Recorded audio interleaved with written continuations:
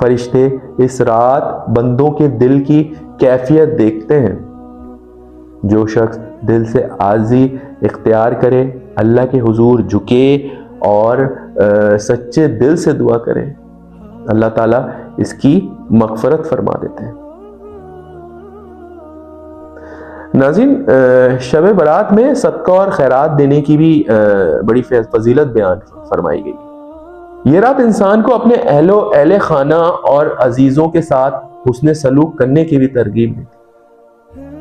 تعلقات کو مضبوط کرنا، دل صاف رکھنا اور کسی کے ساتھ ناروا سلوک نہ کرنا اس رات کی روح ہے.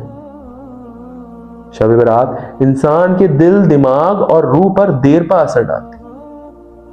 یہ انسان کو اللہ کے قریب لاتی ہے، ایمان میں اضافہ کرتی ہے اور دنیا و آخرت میں سکون عطا کرتی ہے.